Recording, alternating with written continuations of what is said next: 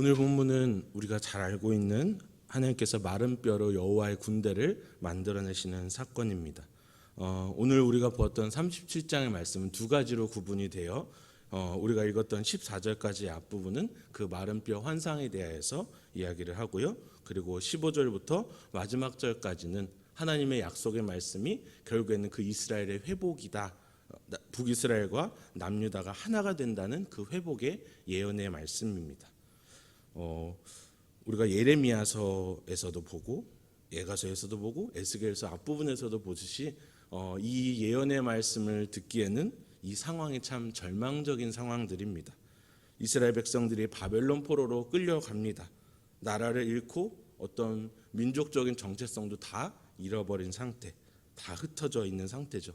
영토도 없고요, 왕도 없고요, 국민도 모두 흩어져서 없고 문화도 말할 것 없이 없는 상태입니다. 시간이 흐르면 흐를수록 민족의 정체성은 희미해지고 믿음은 당연히 약해져 가는 것이 당연한 수순처럼 보이는 배경입니다. 반대로 바벨론의 상황, 유다를 멸망시킨 바벨론 상황은 어떻습니까? 하나님의 백성을 멸망시켰기 때문에 어마어마한 응징이 있었나요? 그렇지 않죠. 주변 나라들을 정복하고 전리품을 취하고 점점 더 강대국에서 초강대국으로 넘어가는 그러한 바벨론의 성장의 모습이 있습니다. 부도 있었고 명예도 있었고 힘도 있었고 다 가진 것이 바벨론의 국력이었고 그들의 문명이 있었습니다. 이들의 포로가 돼버린 유다 백성들의 모습은 그야말로 절망적이었을 겁니다. 희망도 없었고 절망뿐이었을 것이고 혹은 죽지 못해 살아가는 어떤 비참함이 있었을 것입니다. 아무것도 없잖아요. 그냥 살아남은 나, 살아남은 내 이웃 정도, 그 정도의 정체성밖에 없었을 것 같아요. 이런 상황을 하나님께서는 에스겔에게 환상으로 보여주시면서 죽은 자들의 마른 뼈들로 가득한 골짜기의 모습과 같다. 그렇게 이 상황을 보여주신 것 같습니다. 이 비유로 보여주신 것 같아요. 본문 1절 먼저 볼까요? 1, 2절. 여호와께서 권능으로 에스겔 선지자에게 임하셨다라고 말씀을 하시는데요. 여호와께서 권능으로 임하셨다. 이 말은요, 환상을 보여주시기 전에 에스겔에게 나타났던 그 현상입니다. 뭐냐면은 에스겔서 1장 3절에 제가 읽어드릴게요. 갈대아 땅 그발 강가에서 여호와의 말씀이 부시의 아들 제사장 나 에스겔에게 특별히 임하고 여호와의 권능이 내 위에 있으니라. 아멘. 1장에서 하나님의 부르심을 받는 소명장, 그 에스겔에게 소명을 허락하시는 하나님의 모습을 봅니다. 여기서 하늘의 성전과 그룹 천사들의 환상을 하나님께서 보이시죠. 그리고 오늘 37장 이 마른 뼈 골짜기 환상 하나님께서 보이십니다. 여호와의 권능으로 말미암아서요. 왜 이런 환상을 보이실까 생각을 해봤습니다. 네, 에스겔의 이름의 힌트가 있었던 것 같아요. 에스겔 이름의 뜻이 이거거든요. 하나님이 강하게 하신다. 하나님께서 강하게 하신다라는 뜻이에요. 에스겔이 해야 할 사역에 대해서 하나님이 미리 알고 계신 것처럼 이 이름을 지으신 것 같습니다. 왜요? 마른 뼈들에게 말씀을 전해야 하거든요. 완전히 메말라버리고 그냥 강팍하여진 그 마음에 물을 주어야 하거든요. 우리 얼마 전에 되게 우리 자연 현상에 대해서 많이 심각하다고 뉴스들을 많이 봤잖아요. 완전히 메말라버린 그 논이나 땅에는 물을 부어봤자 촉촉해지는 것이 아니라 그냥 다 범람해버리는, 토해버리고 들어가지도 않는 그런 상태라고 해요. 유대인들의 마음이, 포로로 끌려온 유대인들의 마음이 이와 같았을 것입니다. 말씀의 물을 주어도 다 쩍쩍 갈라져 버린 그 땅에 제대로 들어가지 않을 것이다. 사람들의 마음이 어땠습니까? 나라 망했습니다. 가족들, 죽은 사람도 있겠고 끌려왔지만 어디 있는지 모르는 사람도 있었겠죠. 다 없어졌습니다. 하나님은 에스겔을 강하게 하시기를 원했습니다. 그의 마음을 굳게 세우시기를 원했어요. 환상을 보여주신 것, 선지자로 소명을 받게 하신 것, 에스겔의 사역에 나아갈 길도 모두 다 하나님이 이루어 가신다라는 그 마음을 주시기 위해서 이 환상을 보여주신 것입니다. 근데 참 그 환상의 내용도 재밌습니다. 2절. 그 골짜기 지면에 뼈가 심이 많고 아주 말랐더라. 하나님이 뼈 골짜기 가운데 에스겔을 부르시죠. 뼈밖에 없고 수분도 없고 생기도 없고 어떤 생명의 온기도 없는 그 처참한 상황 가운데에 놓이게 하십니다.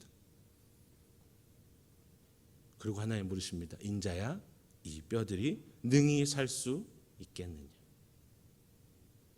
이 뼈들이 살아날 수 있는 것인지를, 다시 붙어서 생기가 있어질 수 있는 것을 하나님이 물어보세요. 장소가 어디입니까?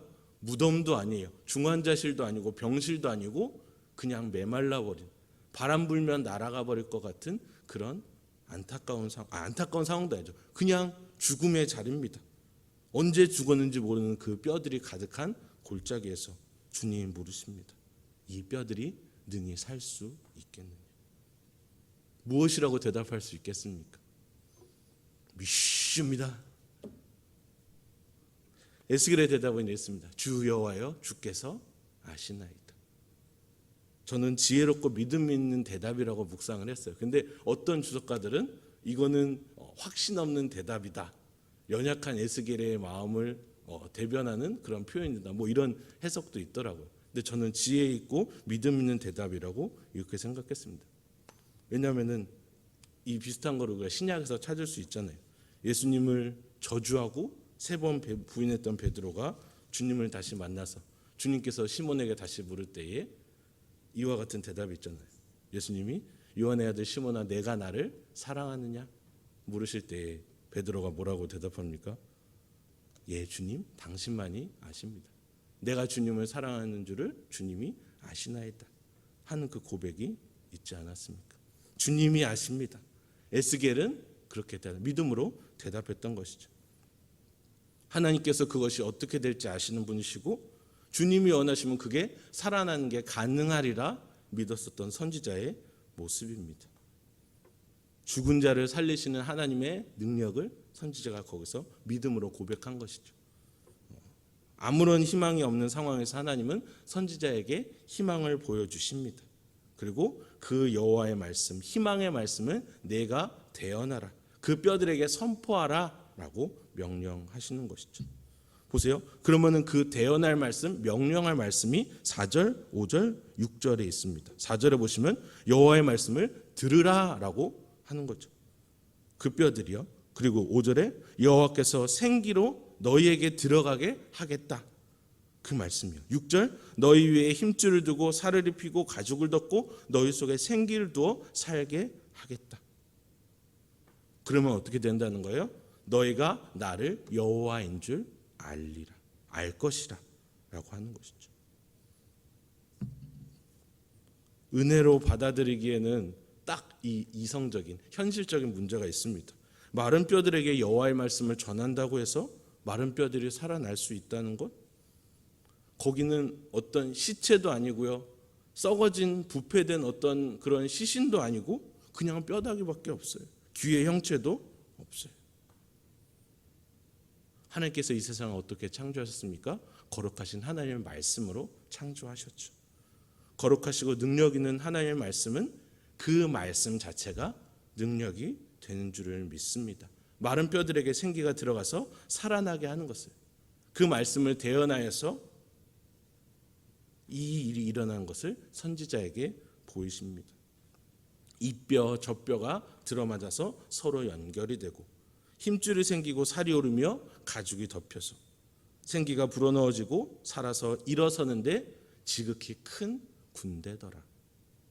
성경은 기록하고 있습니다. 참 웃으면 안 되는 대목인데, 저희 유치부가 성경학교 실사판을 노아의 방주를 만들었잖아요. 혹시라도 우리 선생님들이 에스겔서의 은혜를 받아서 이거를 실사판으로 만들면 절대 안 되겠다라는 생각이 한번 드는 거예요. 트랜스포머도 아니고 변신 로봇 합체하듯이 탁탁탁탁 돼버리는 것도 아니고 그냥 이런 기적 이야기로 넘길 것이 아니잖아요. 창조 기사 때에 하나님의 숨결이 흙에게 들어가서 사람이 된 것을 여러분 기억하고 계시죠. 지금 이스라엘 백성들이 그들의 범죄로 말미암아서 포로로 잡혀온 상태가 죽은 자와 같다는 것입니다. 그 기간이 너무나 오래돼서 마른 뼈와 같다라고 성경은 이야기합니다. 하나님의 말씀이 없는 상태, 그분을 향한 믿음이 없는 상태가 바로 마른 뼈와 같은 상태라는 것입니다. 이스라엘 백성들도 11절에서 자기들의 상태를 이야기해요. 11절입니다. 우리의 뼈들이 말랐고 우리의 소망이 없어졌으니 우리가 다 멸절되었다. 그런데 그들을 다시 돌아가게 하시는 것, 마른 뼈들에게 생기를 주시는 것은 사람을 창조하시는 능력으로 그들을 돌아오게 하시는 하나님의 말씀, 이들을 살린다는 것입니다. 고향 품으로 돌아가게 하시고 아버지 품으로 돌아가게 하시고, 죄의 백성, 죄의 자녀, 마른 뼈의 모습이 아니라 의인의 모습, 생기 있는 군대의 모습으로 다시 회복시킨다는 그 회복의 말씀이 있는 것이죠. 하나님께서는 에스겔과 같은 그 포로기, 그 선지자들을 통하여서 구원의 메시지를 주십니다. 하나님께서 계시하신 그 구원의 메시지는 방금 이야기했던 고향으로 돌아가는 것, 70년 후에 있을 그 포로 귀환에 대한 내용이기도 했지만, 나아가서는 뭐입니까? 결국에는 메시아를 통하여서 온 인류를 구원하실 그 구원 계획에 따른 것이었죠. 13절 14절을 보시오. 약속의 말씀이 나옵니다. 내 백성들아, 내가 너희 무덤을 열고 너희로 거기에서 나오게 한즉 너희는 내가 여호와인 줄 알리라. 내가 또 내 영을 너희 속에 두어 너희가 살아나게 하고 내가 또 너희를 너희 고국 땅에 두리니 나 여호와가 이 일을 말하고 이룬 줄을 너희가 알리라. 여호와의 말씀이니라. 마른 뼈가 큰 군대로 변하는 그 환상을 보이신 하나님, 여기서 그치지 아니하시고 이제 15절부터는 하나님께서 선지자를 통하여서 이스라엘 백성에게 주시는 새로운 약속, 그 땅을 위한 약속이 나옵니다. 20절 22절 보십시오. 남과 북으로 분열된 이스라엘 민족이 하나가 되는 그 연합이 있을 것이다. 첫 번째 약속이 주어집니다. 멸망을 당했지만 이제 귀환한 후에 다시 너희가 하나가 될 것이다 말씀하시죠. 23절에 그 다음 약속이 있습니다. 유대인들이 이방 땅에서 포로 생활을 하는 동안 이 우상 숭배라는 것에 굉장히 익숙해져 버렸죠. 근데 그들이 치료받게 되고 다시 하나님의 백성으로 회복이 있을 것이라 라는 약속입니다. 25절과 26절 또 눈으로 보십시오. 그들이 이제 돌아올 것이다. 고국으로 돌아오고 그 고향에서 거주하게 될 것이라는 약속입니다. 27절과 27절 눈으로 쑥 보시고, 하나님께서 이스라엘 백성 가운데에 영원히 함께 하시겠다는 그분의 약속이 있습니다. 나는 그들의 하나님이 되고 그들은 내 백성이 되리라. 내 성소가 영원토록 그들 가운데 있으리니 내가 이스라엘을 거룩하게 하게 하는 여호와인 줄 열국이 알리라 하셨다 하라. 아멘. 에스겔을 통해서 보여신 환상, 그리고 이스라엘 회복에 대한 약속은 그냥 포로 귀환의 스토리, 나라의 재건에 대한 그런 그 정도에 국한된 말씀을 아니라는 것을 우리는 볼 수 있어야 합니다. 이 마른 뼈의 모습이 때론 내 모습 같고 우리 사회의 모습과 분명히 같을 수 있을 것이다 라는 묵상이 우리에게 있어야 하겠습니다. 더불어서 주님이 회복시킬 대상이 이스라엘에만 국한되지 않는다는 것도 우리는 알아야 하겠죠. 하나님이 강하게 하시고 하나님이 일하신다는 사실을 우리는 오늘도 그 말씀을 붙잡으며 나아가는 것입니다. 이 말씀을 듣고서 우리가 기도하며 나아가지만 계속해서 하나님이 일하시고 하나님이 강하게 하신다라는 말씀을 가지고서 그 한순간 우리가 은혜 받고는 하지만 조금 시간이 지나면 내가 나를 강하게 하고 내가 일하고 나에게 소망이 있고 내가 어떻게든 노력해봐야겠다는 그 마음을 우리는 쉽게 가집니다. 그래서 방황하기도 하고 또 실패하고 낙심하기도 하고 마른 뼈를 변했다가 다시 스프레이로 칙칙칙 뿌려진 약간 젖은 뼈를 변했다가 그런 모습이 우리에게 있곤 해요. 우리는 또 여러분들은 무엇을 놓고 기도하시고 또 무엇 때문에 절망하시기도 하십니까? 마른 뼈의 모습이 내 모습일 때도 있고요. 변하지 않는 우리 가족의 모습일 때도 있고요. 부모님의 모습, 남편, 아내의 모습일 때도 있고, 변하지 않을 것 같은 나의 자녀, 우리 반 아이, 직장 상사, MZ세대 직장 후배, 그들을 위해서 기도할 때는 물론 기도는 나옵니다만 지치죠. 힘들죠. 묵상할 때. 포로로 끌려온 유다 백성들의 심정이 이런 기도 제목을 가지고 기도하는 이들의 마음일 거라는 생각을 한번 해보았습니다. 메마르고 그런 마음들 있잖아요. 걱정만 되고. 하나님께서 에스겔에게 보여주신 이 환상은요, 하나님께서 만물의 창조자로, 세상의 주관자로 무에서 유를 창조하시는 모습을 보여주시는 거죠. 죽은 자를 살리시는 능력이 오직 그에게 있으시다. 하나님의 일하심이, 하나님의 강하심이 이 환상에서 드러나는 것입니다. 곧 생명이 그분에게 달려있음을 보여주는 것입니다. 상황이나 조건에 국한되는 것이 아니라 그분께 제한될 것은 아무것도 없다. 그분만이 행하실 수 있으시다는 것을 보여주시는 것입니다. 사랑하는 여러분, 2022년을 살아가는 우리에게는 누구를 통하셔서 우리에게 생명을 하나님께서 허락해 주셨습니까?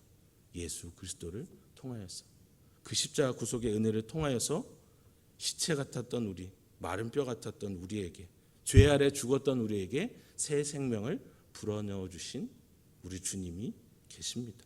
그 구원의 역사를 지금도 이어가고 계신 줄을 믿습니다.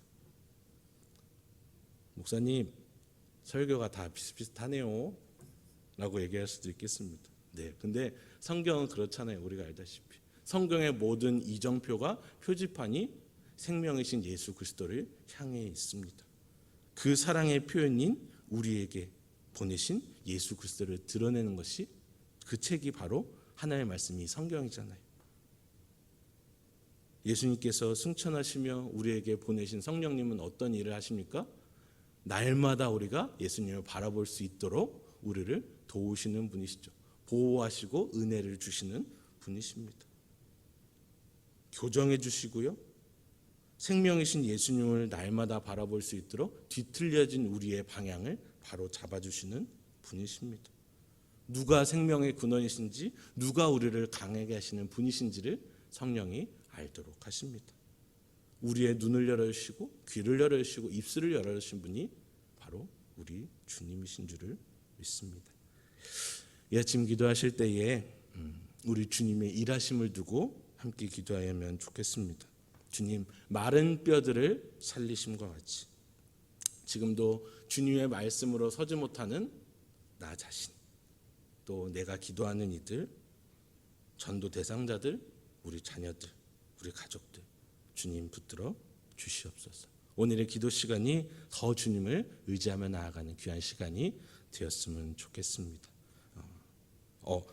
참고로 내일 아침 기도회는 명절 연휴로 쉬도록 합니다. 그래서 내일은 아침 기도회가 없으니 그것을 꼭 확인해 주셨으면 좋겠습니다. 함께 기도하겠습니다.